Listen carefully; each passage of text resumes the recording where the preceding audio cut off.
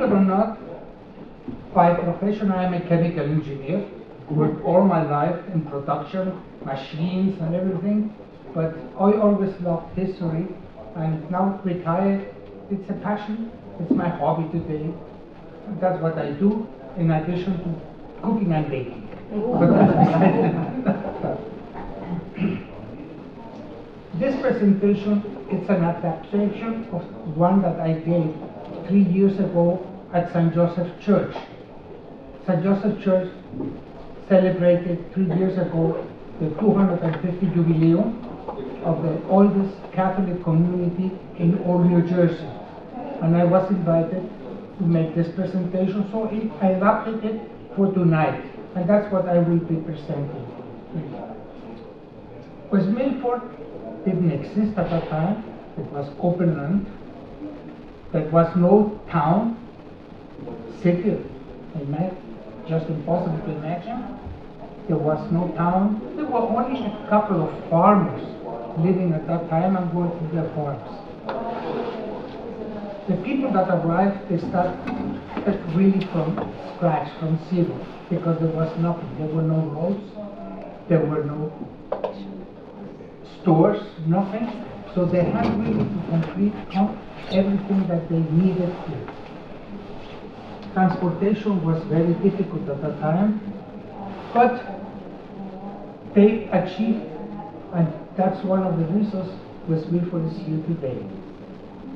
I will concentrate myself practically from 1764 and 4 or 5 years after that.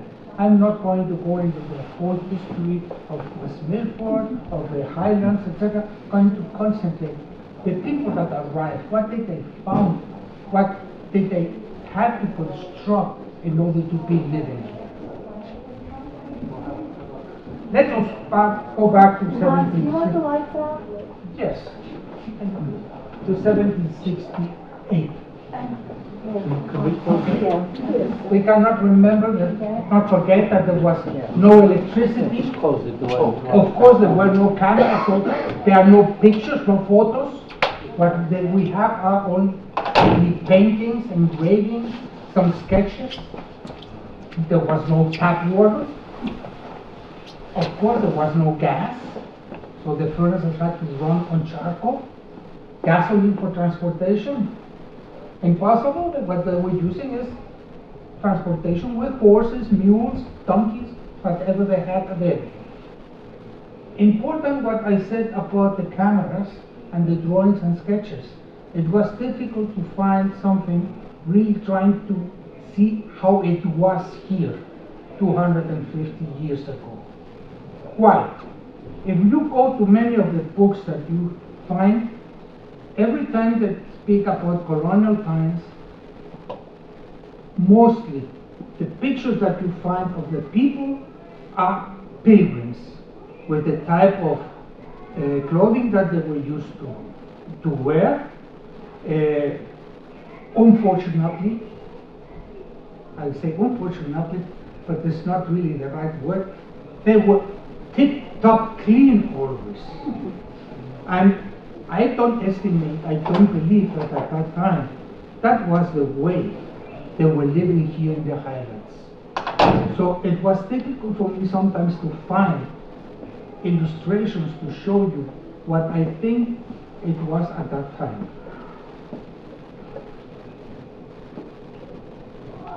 But why did I choose 250 years ago? It's not because of St. Joseph. St. Joseph would be, we could consider it as a secondary effect of what happened 250 years ago. In June 1764, Peter Hassenklever, a German that had a company together with English partners, arrived here to establish ironworks in North Jersey. He, during his time that he was in Europe, had the opportunity to meet many of the sailors in the cities of Lisbon and in Cadiz, Spain, about how rich America was in land, in rivers for transportation, in wood, forests to make later charcoal, and iron ore. And England at that time, he became English because he was married to an English lady. England was importing steel and iron from Russia, from Sweden, because in England at that time they were running out of woods to make charcoal in order to produce iron. So he came to the idea, why don't we try to do that in America? And you know, in America, the British government didn't permit many things to be done here. Why? Because they wanted everything that was consumed in America should come from England. They wanted the money that the people pay back, and they wanted that everything consumed here was from England. At the end, they gave him permission because they were running out of money. And out of money because they were paying a lot to some countries that occasionally were not their enemies. They got authorization. But the important thing about Hasenclever is, he arrived here when there was practically nothing, only a couple of farmers. In 3 years, he built at Charlottenburg all those constructions and the furnaces. Charlottenburg is where today the Charlottenburg Reservoir is, Route 23 and Echo Lake at the end. It's now underwater. He built also forges. And at Longpond, not far away here, just before crossing into Ringwood and the Munster Reservoir, he built also a lot of constructions, houses for all the people that were living here. The important thing of Hasenclever was that he practically in 3 years established self-sufficient communities. Communities that were able to survive in this area because transportation was practically non-existent. But inside what is today West Milford, he built many, many miles of roads, dams to increase the volume of the reservoirs of the lakes. One of those was Longpond, today Greenwood Lake. The size that Greenwood Lake has today was originally created by Hasenclever with his original dam. He arrived on June the 4th and bought a little furnace at Greenwood Manor. But there was not enough water there, and that's the reason then he established Charlottenburg. Today we say Charlottesburg. It was Charlotten because it was Charlotte, the Queen of England, the spouse of George III, and she was partner of Hasenclever also in this enterprise.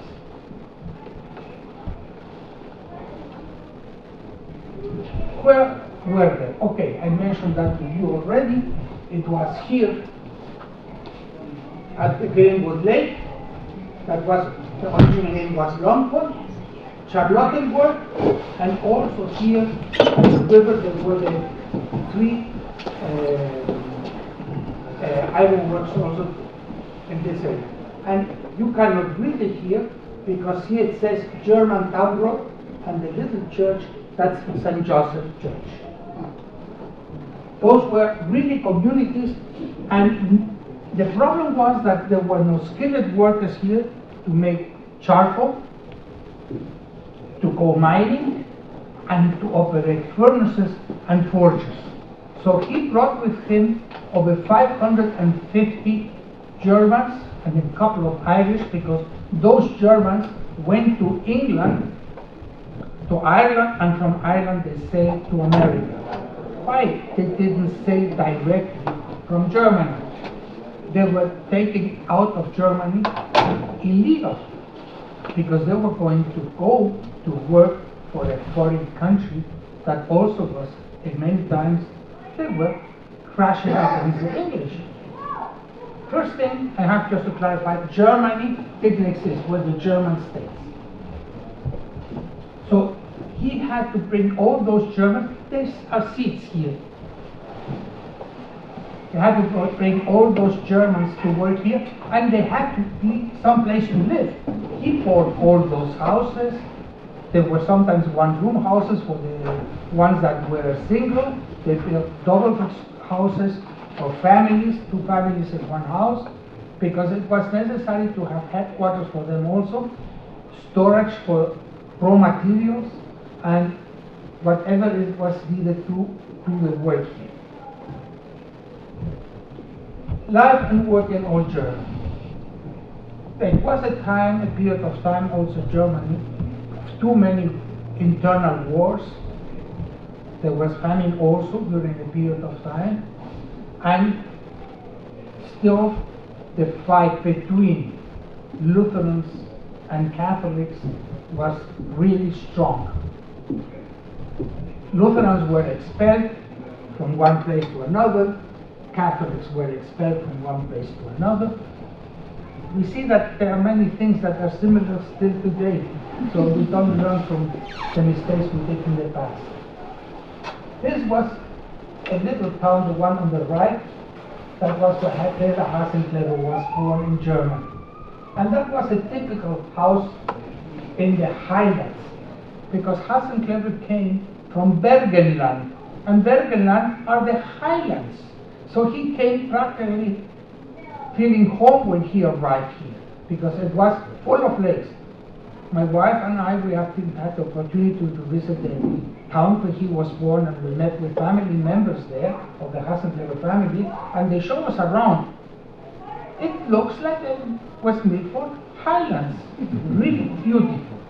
And this was a typical iron furnace in the bottom of that time in Germany in the 1760s. It's interesting to see about, I mentioned about St. Joseph Church. Hasenclever himself was Lutheran, but many of the workers, I would say 80 or 90% that he brought were all Catholics, because the area where the iron works were in Germany at that time, they were mainly Catholics. So they came to America, they were leaving Germany, or the German state, their homes, and it was not easy to say goodbye. As you see, everything is black and white. You will not see any color slide anymore because there was no photography. So I tried always to find as much as possible black and white engravings, paintings like these ones. So, and they came all indented. So they had to pay back their transportation. It was not that they could just come and, okay, we invited you to come, and so you work here, you are very happy. No, no, no. It was not as easy as that.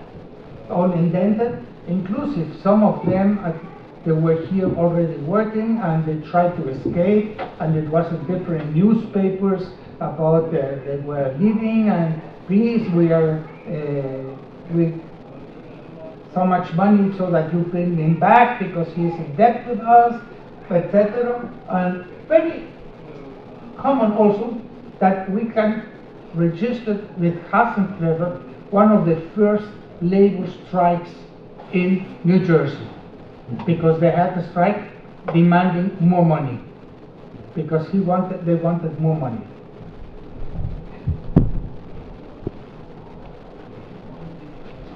Oh, what happened? I apologize. Sorry.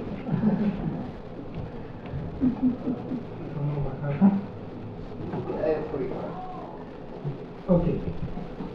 They came in little boats, the 550.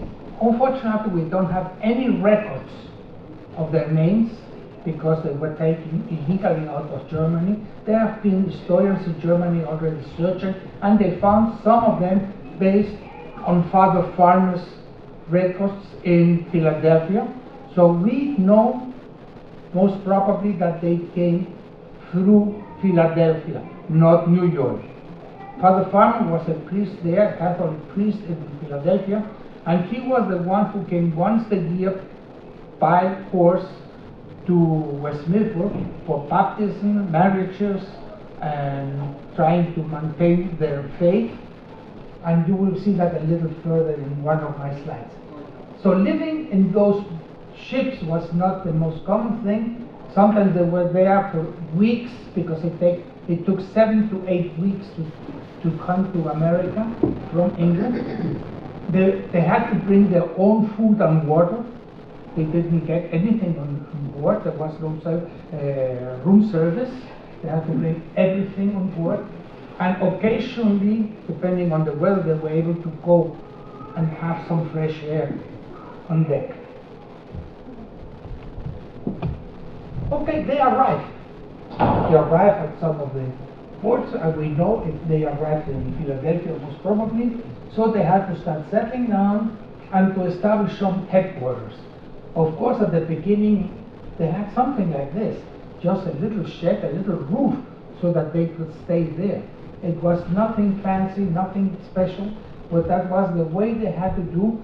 So our ancestors really didn't have it very easy here in West Milford or in any place in America. We know that also from other places, that with the pilgrims or the other people came here to America, they didn't have an easy life, at least not at the beginning. The relationship with the Native Americans. Reading Hans Niederstrasser's biography, these are some of the books I use, some of them. But reading Hans Niederstrasser's biography, he said that the Native Americans here, they were really peaceful and good neighbors.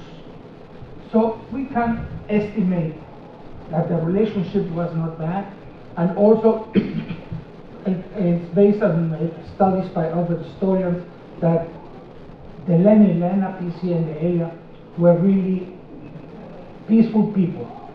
On the right you see the typical pilgrim outfit, but we don't believe that that was the outfit that they had.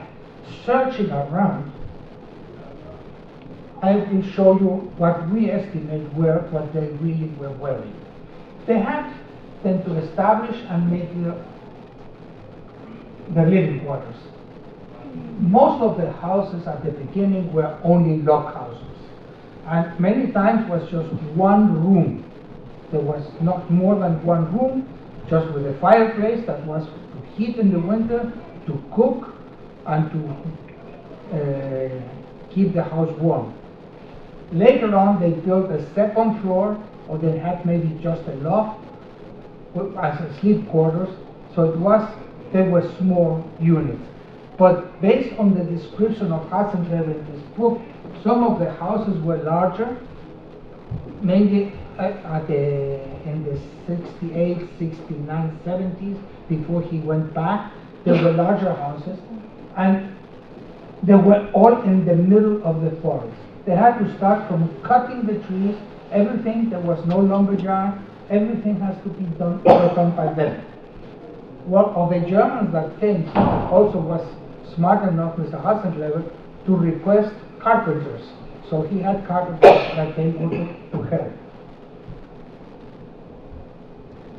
Clothing. I have a book that show the Germans,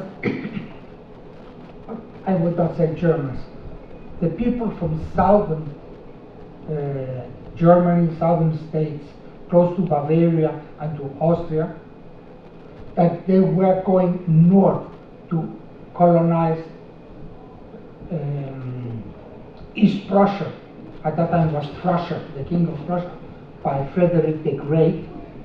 In 1732, they went north, and from that book I was able to find those type of clothing they were using.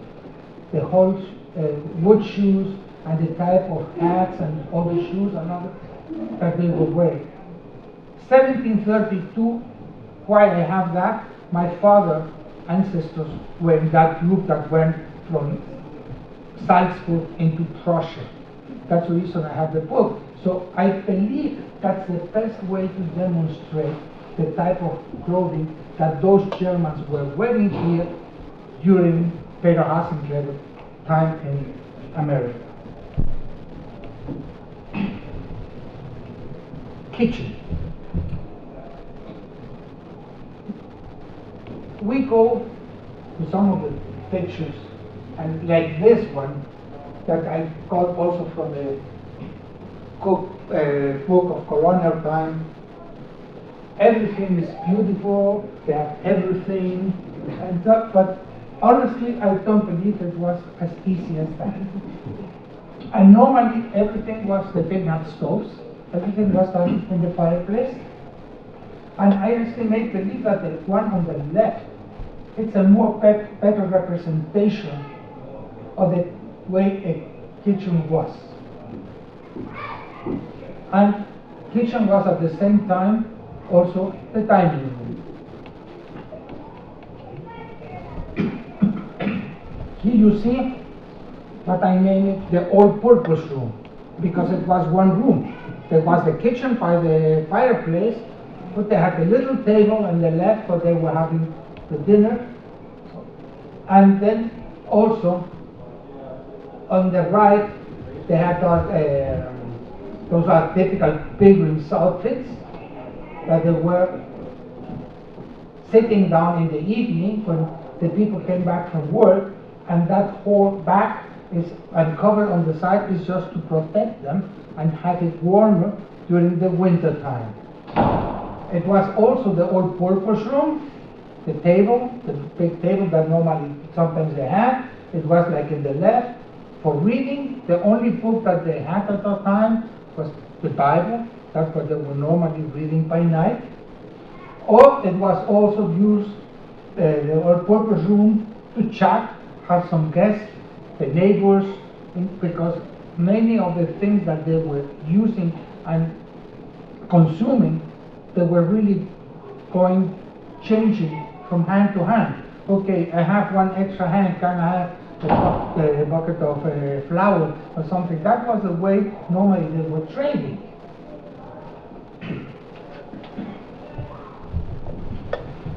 The all-purpose room was also the laundry. It was used to take a bath. It was also to make candles, ironing, spinning. At that time, they didn't have cotton. They had wool or linen made out of flax. Hans Niederstrasser was also very, very much interested in flax, hemp, and madder. He brought all the expertise into this area, but he was not doing it in this area.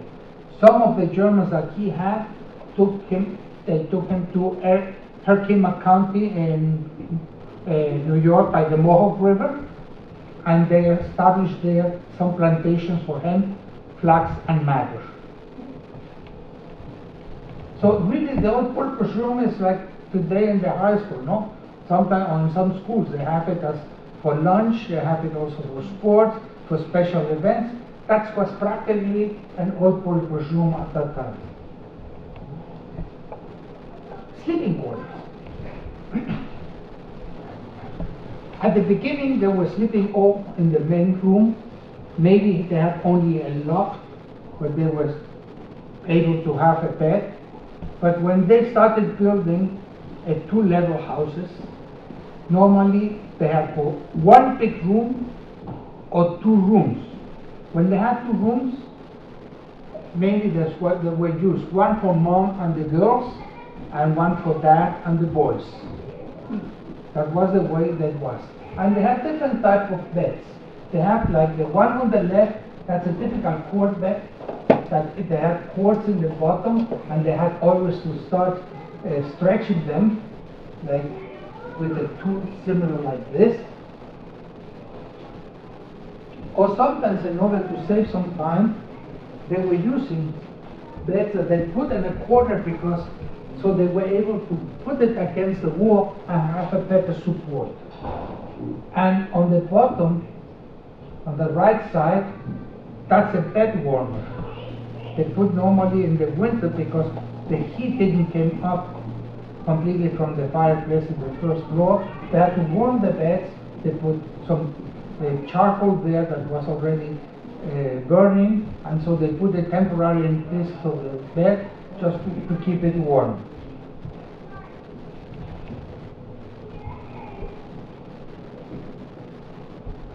Outhouse. Of course, there was no bathrooms. There were no bathrooms. I mentioned at the beginning there was no tap water either. So they had the boat. There were different ways. I don't go into more details on this, but you can see that and you know exactly what it is. Some people actually had outhouses with 3 seats. Oh yes.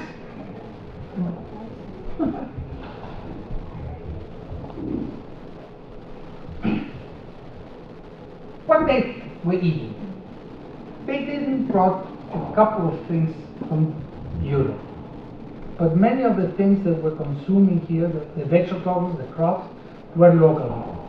They had different type of berries, different type of vegetables, like one typical from here is the squash, the corn, but they brought wheat and rice from Europe, and believe it or not, potatoes and tomatoes. They are from America originally. Tomatoes from Mexico and Central America, and potatoes from Peru. But they didn't came from there to here. They went to Europe. They were adopted by the Europeans, and the one who brought the potatoes to America and North America were the French, and the Italians brought the tomatoes. And very important also at that time were the different type of herbs. Herbs were also used for medicine and for flavor. And many times the flavor of the herbs was not used for the nice flavor of the herb. It's to hide the rotten flavor of some of the food that was spoiled. That was one of the reasons they were using herbs, and for medicinal purposes only.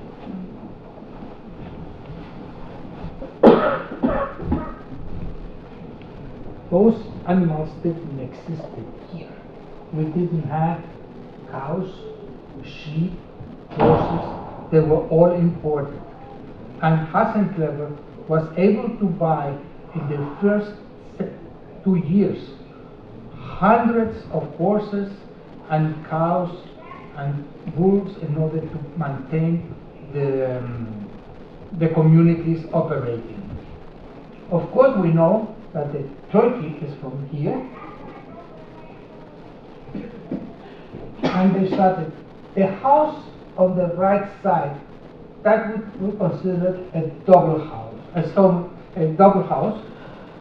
But no, excuse me, it's not a double house because it has no 2 chimneys and 2 doors. That's a big house with a one family house, most probably. Sorry.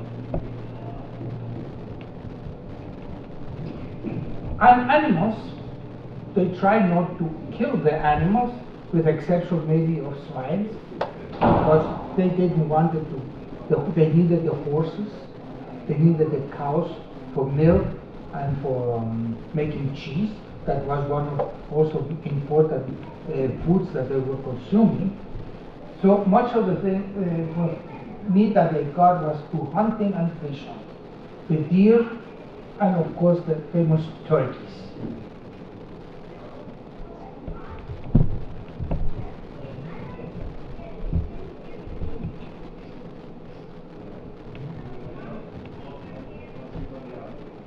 No electricity,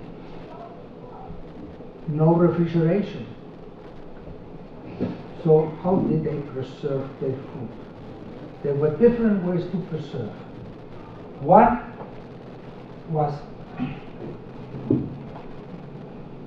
like this, salting and drying for aeration and putting them in salt boxes, or smoking the fishes or the meat also. Smoking was like they had in one of those houses, I was thinking later, or ice houses.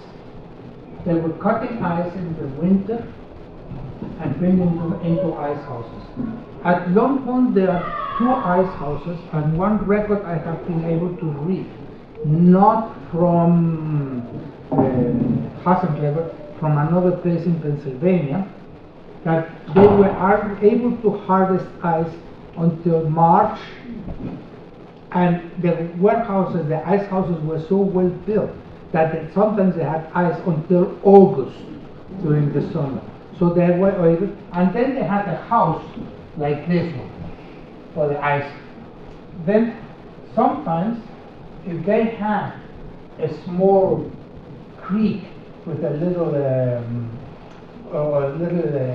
stream coming down from a source, they put the water here on the little pond inside the room to keep their food fresh, or through smoking like the one on the right. This was a different type of food preservation they normally use. Children. Children were always a very important part of the community. Very, very important part of the community. They have to help at home. They have to study. And they had also some time to play. Many of the little boys and girls that come to Longpond, where I give occasionally tours to schools, when they say they didn't have time to play, yes, they played. Simple games. Of course, no computers, no video games, but, and we didn't have, they didn't have iPhones or smartphones or anything, so it was a very important part of the community. Normally, early in the morning, they had to go, boys, to pick up firewood And eggs. and And eggs. eggs to start fire. And the girls had to go to the creek or to the pond and bring the water. That was a very common thing also that they had to do. And during the day, they had to learn. During the time frame that I'm talking to you, there was no school. Practically, they were going to one of the families' homes, and that's where they were learning. And what they were learning was practically just to read and write, and maybe some multiplication, addition, subtraction, and that was they had to learn. More not, it was only to survive. And many of them, they didn't really have to, they willing to learn something like that. So immediately they put them to work. They had to work also helping father, like cutting the wood, or shaving the sheep, or washing clothing, or helping on the left mom in the kitchen. All of them they had to help. When they came practically to 12 years age, at that time, practically they had to go and start what they name it in Germany, Lehrling, apprentice. They had to start learning what their father and mother was doing, and they had to be doing and working already with 12 years of age.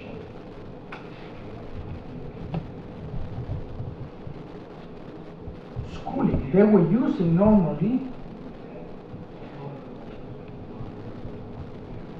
the Fibel. That's in German.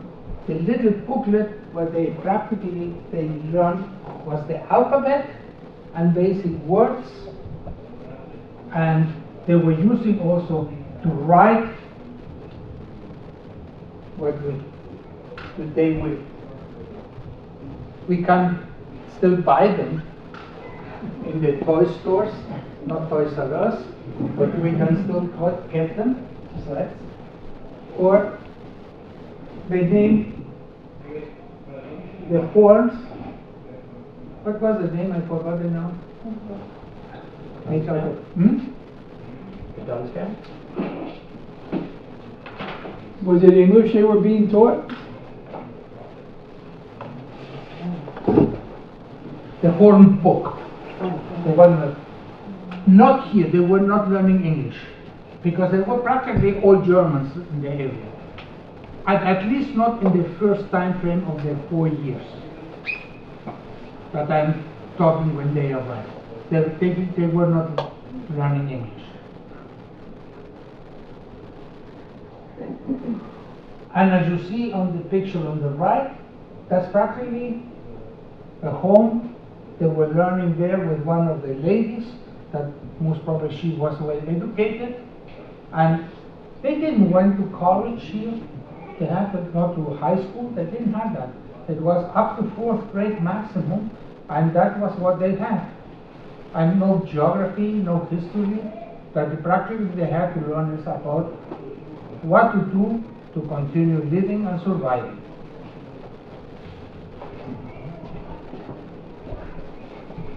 And they had some games, simple ones, like little bowling, making dolls.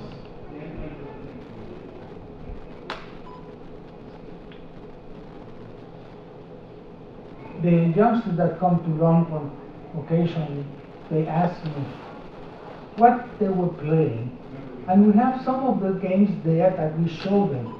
And they start playing with them. Says, oh, it's nice, really, I like it. And the thing is, we got spoiled today, starting with us. So there are simple ways to entertain yourself. One of the good things is here our library also. Our library is very nice that we have it, because many people says, well, what do we have a library? If we have a book, if we have a computer, we can see everything in the computer. But that's not the case. And just as a little side commentary, when I talk to the kids and I says, never stop learning. Says, how? Yes, continue learning every day. Every day you can learn. I am so many years old, and still today, every day I try to learn something new.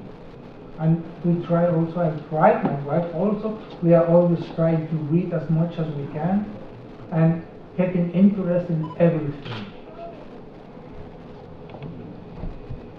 Spiritual life. I mentioned to you about the first comers that came all from Germany. They were practically here with, there was no church, there was no priest or pastor. What we normally had was only Father Farmer, Ferdinand Farmer, that his original name was Steinmeier. He was German and came all the way once, sometimes twice a year. And his records in Philadelphia are the ones that have helped a lot to find the origins of some of the families that came. Because as I mentioned to you, there are no records officially of when they arrived or when they left Germany.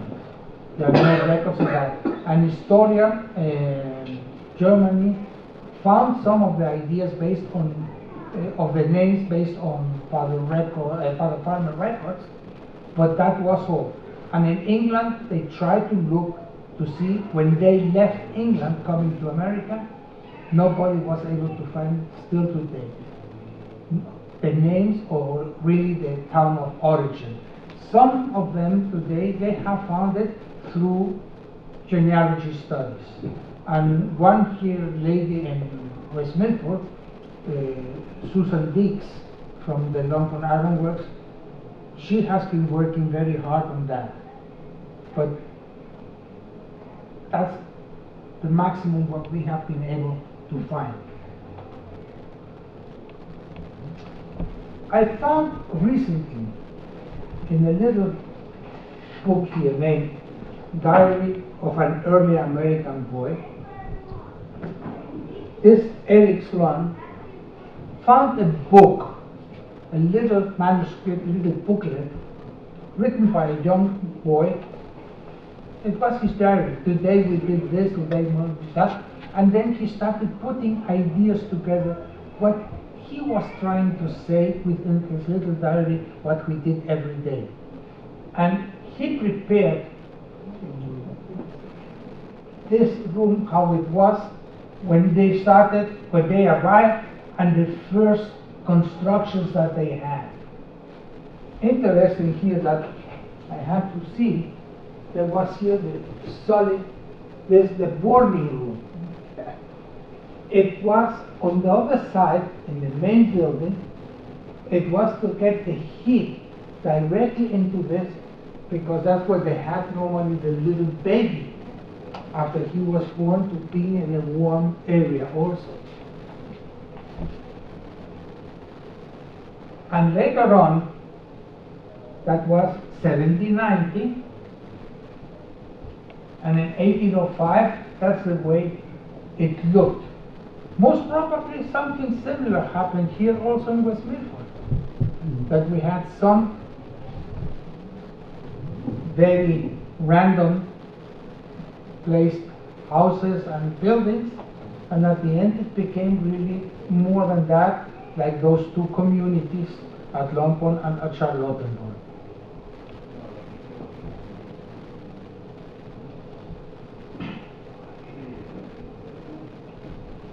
But why were they here? Why they came to this area? Because I mentioned before, they were running out of woods in England to produce iron.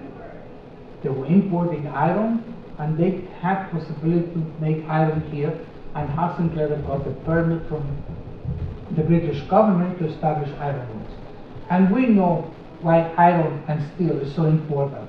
Tools, construction material.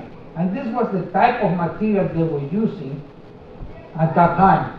Today we use it for automobiles, for constructions, for ships, etc.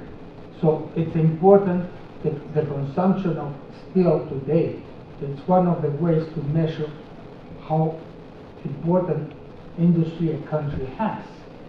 But at that time was practically to survive, because there was no iron here. The Indians didn't have iron, they had only wooden and stone tools.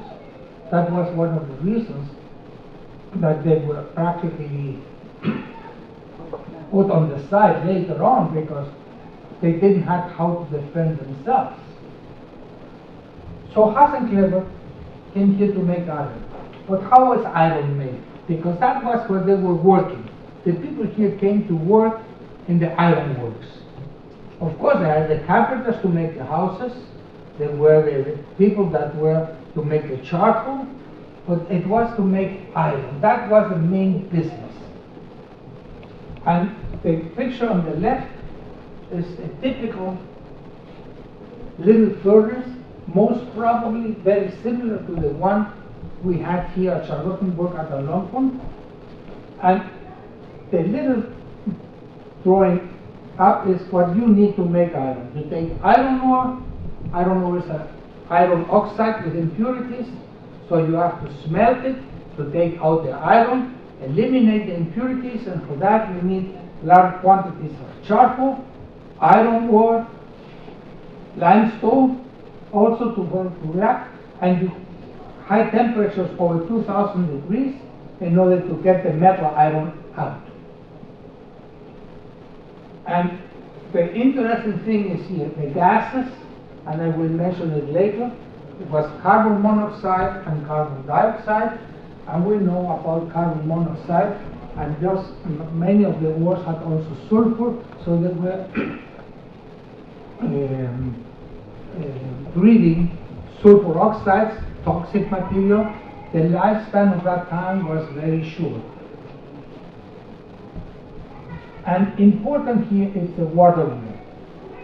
Not having electricity, the only way they could have power to operate the furnaces or the hammers in the forges was with water wheels.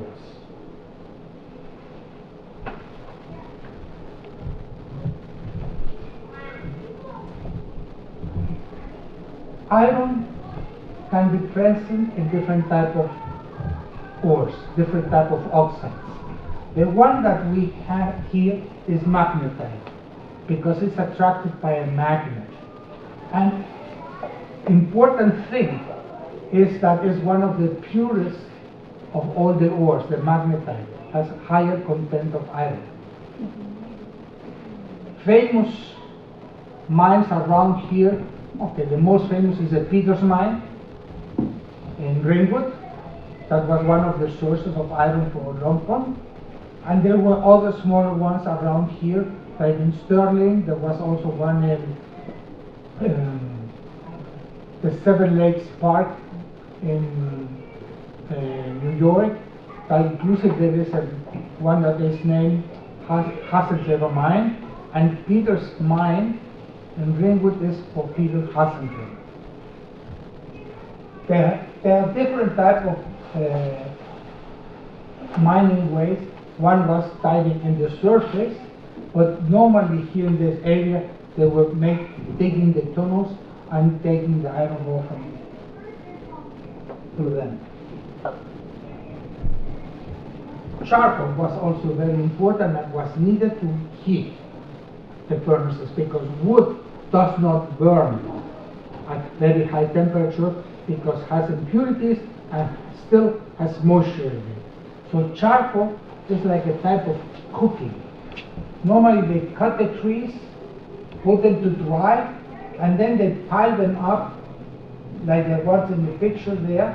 We name it a charcoal pit. And once the wood is there, they cover it completely with mud and leaves to seal it completely. And in the middle, from the top, they make a little hole and they start burning it. Not having entrance of oxygen, practically it's like a low combustion without oxygen, just what is in the material, and producing the charcoal, eliminating all the resins, all the impurities, and the water, and ending at the end with charcoal that burns at much higher temperature.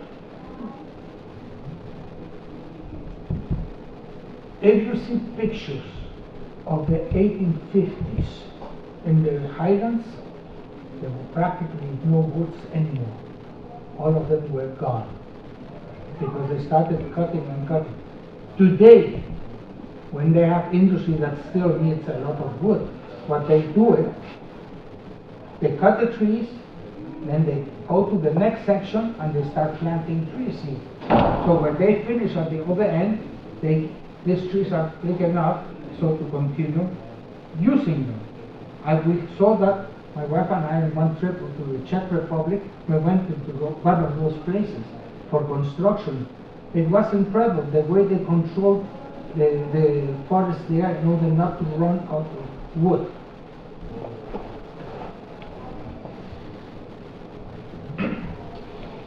Everything was done by hand, human force, loading the furnace from the top, like in the two left ones, and the one here with the hand, that was the iron master.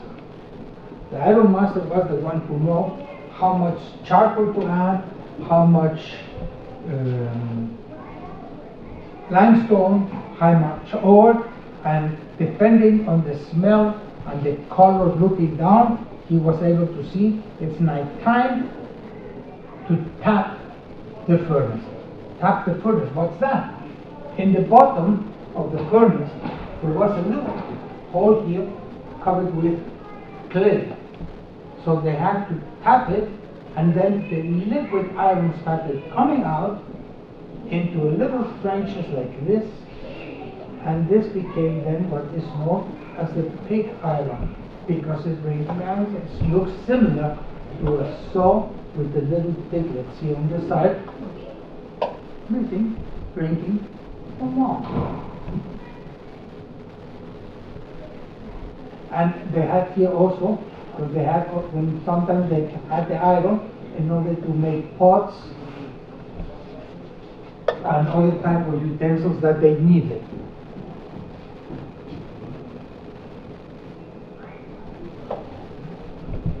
I mentioned to you about the water wheels. There was no electricity, so they had to use the water wheels to move and open and close the bellows to inject air, because large quantities of air was needed in order to elevate the temperature inside the furnace, and they had normally or two bellows or two cylinders blowing air into the furnace in order to keep the temperature as high as the 2000 degrees that I mentioned to you before. It was a lot of work also to keep them operating because the bellows were all made of leather.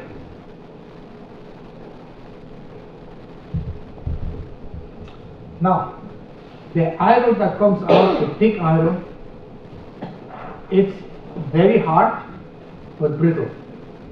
So it has still impurities. One of the ways to take it out is using forgers like this one and the hammers here on the right side in order to take all the impurities. They were heating the pig iron and hammering it. And that way, all the impurities went out and they came with a much better iron in order later on, maybe, if needed, to convert it into steel. And the hammers were all operated also by water wheels because they were very heavy ones. And then they went to the blacksmith to make the tools that were needed. Could be knives, could be axes, could be shovels, horseshoes, nails for the construction. And those were typical tools. The typical tools here of the blacksmith and in the forgers.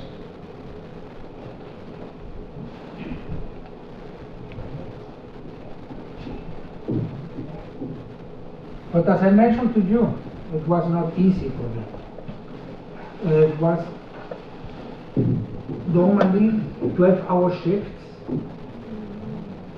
5 or 6 days in the week that they had to be working there, based on records that we have from London. There was long shifts, and with all the high temperatures, not having protective gear, safety shoes, etc. Maybe they had just an apron, that's what they had, a leather apron, no gas masks. So it was really that not everything went well when they had to come back home. I have here some of the books I used to write this. Not only to do this, is books I have been reading in order trying to learn more about history, about making iron. This is part of what I have. And if you want to look here at my books also, you're more than welcome. This is one that I discovered lately at the West Milford Museum. It was a donation that we got from one of our neighbors here in town. And when I saw it, it's fantastic. It gave me an idea. And something I learned from that and I forgot to mention. How do we know what they had at that time in their houses? There are no records, no insurance list of whatever they had. How do we know what they had at home? Pots, knives, utensils, anything. The will. Normally they had to put everything in the will when they were going. And they listed in their wills what they had. So I learned it from there that that was one of the ways that historians know that, okay, in this area normally they had this, this and that, based on the wills.